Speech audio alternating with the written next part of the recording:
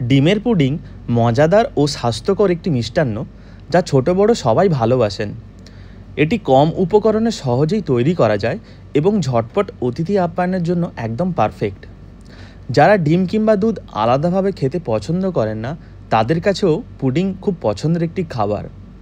নমস্কার বন্ধুরা, সকলকে স্বাগত আমার চ্যানেলে। আজ আপনাদের জন্য আমি নিয়ে এসেছি একদম পারফেক্ট ক্যারামেল এগ পুডিং তৈরির সহজ ও সুস্বাদু রেসিপি, যা আপনারা মাইক্রোওয়েভ ছাড়াও বানাতে পারেন। যেহেতু আমি ক্যারামেল পুডিং বানাচ্ছি তাই প্রথমে ক্যারামেল সিরাপটা বানিয়ে নেব। তার জন্য একটি কড়াইতে 4 থেকে 5 টেবিল স্পুন চিনি নিয়ে নেব এবং এতে সামান্য জল দিয়ে দেব। এবার ভালো করে ধীর আঁচে এই ক্যারামেল সিরাপ বানাতে হবে। জল দিলে চিনি তাড়াতাড়ি গলে যায়। খেয়াল রাখবেন গ্যাসের আঁচ যেন কম থাকে, না হলে চিনি পুড়ে যেতে পারে, সেক্ষেত্রে তেতো স্বাদ চলে আসতে পারে।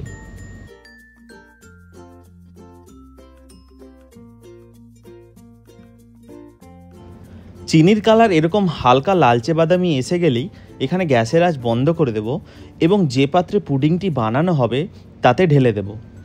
এখানে আমি কাঁচের পাত্র নিয়েছিলাম, কিন্তু দুর্ভাগ্যবশত ক্যারামেল সিরাপটি খুব গরম হওয়ায় সেটি ফেটে যায়। আমি এক মুহূর্তের জন্য পুরো ব্ল্যাঙ্ক হয়ে গেছিলাম, কি করব বুঝতে পারছিলাম না। শেষমেশ আমার কাছে এই স্টেনলেস স্টিলের বাটিটা ছিল, ওটা দিয়েই আমি বানালাম। বাটিতে প্রথমে অয়েল ব্রাশ করার পর পুনরায় ক্যারামেল সিরাপ বানিয়ে পাত্রটিতে ঢেলে চারিদিকে সিরাপটিকে ছড়িয়ে দিতে হবে।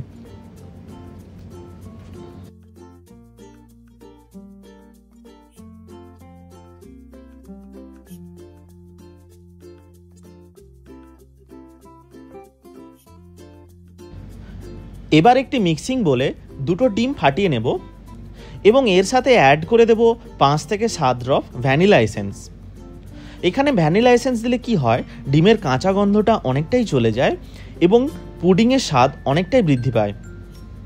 ডিমটা ভালো করে ফেটিয়ে নিন যাতে হলুদ ও সাদা অংশটা খুব ভালোভাবে মিশে যায়। এবার আমি এর মধ্যে দিয়ে দেব পরিমাণ মতো চিনি। এখানে আমি সুগার পাউডার ব্যবহার করছি, চাইলে আপনারা নর্মাল সুগারও ব্যবহার করতে পারেন। ডিমের সাথে সুগার পাউডারটা খুব ভালোভাবে মিশিয়ে নিন যাতে এর মধ্যে কোনো রকমের লাম্পস না থাকে। যত এখানে ভালো করে মেশাবেন পুডিংয়ের টেক্সচার তত ভালো হবে। এবার আমি এর মধ্যে দিয়ে দেব 500 ml এর মতো দুধ, যেটিকে আমি হালকা গরম করে ঘন করে নিয়েছি অর্ধেক হওয়া অবধি।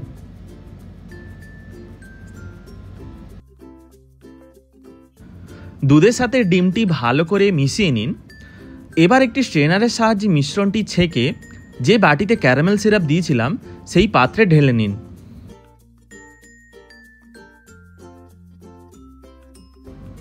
এবার পাত্রটি আগে থেকে গরম করে রাখা জলের মধ্যে বসিয়ে দিন এবং অবশ্যই নিচে একটি স্ট্যান্ড দেবেন এবং পাত্রটি ঢাকা দিতে ভুলবেন না, না হলে ভেতরে জল ঢুকে যাওয়ার সম্ভাবনা থাকে। পাত্রটি ঢাকনা দিয়ে দিন এবং ধীর আঁচে এটিকে স্টিম করুন। 30 মিনিট পর এটিকে কাঁটা চামচ দিয়ে চেক করুন এটি পারফেক্টলি কুক হয়েছে কিনা।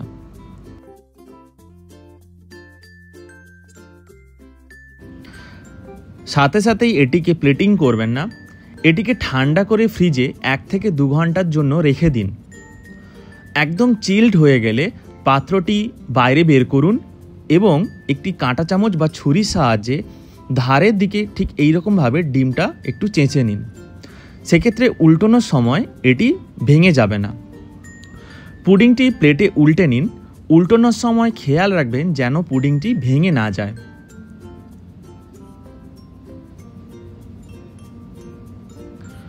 আস্তে আস্তে পুডিংটি বাইরে বের করুন।